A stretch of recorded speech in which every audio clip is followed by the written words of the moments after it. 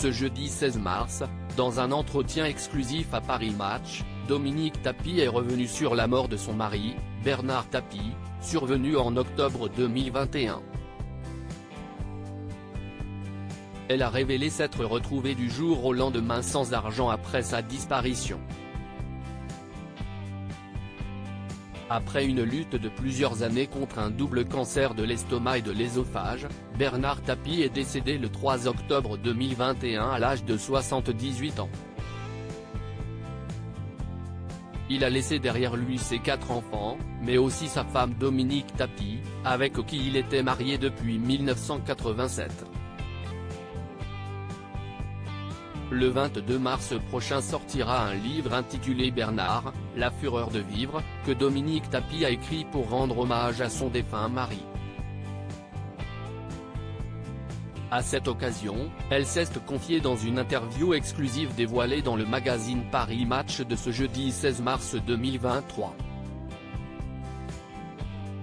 Dominique Tapie en liquidation personnelle après la mort de son mari. Dans cet entretien, Dominique Tapie aborde à cœur couvert plusieurs sujets, notamment la rumeur de liaison de Bernard Tapie avec Ophélie Winter.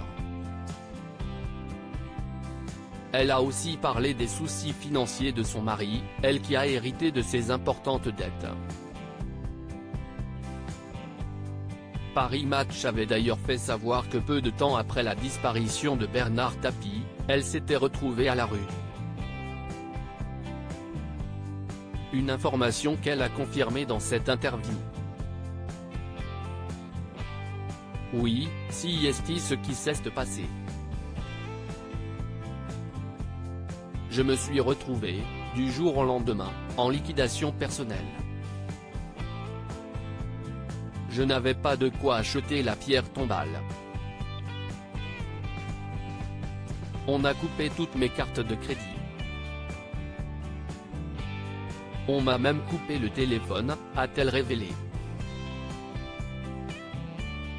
Bernard me disait de ne pas m'en faire.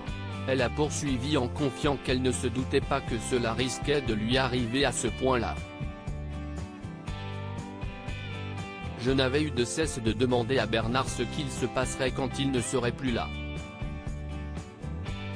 Il me disait de ne pas m'en faire, que la seule chose que voulaient les juges, c'était sa peau et que, une fois qu'il l'aurait, il me lâcherait, a-t-elle précisé. Sur ce dernier point, il était intimement persuadé que ça arriverait. Un mois avant qu'il parte, je le revois encore faire ses comptes.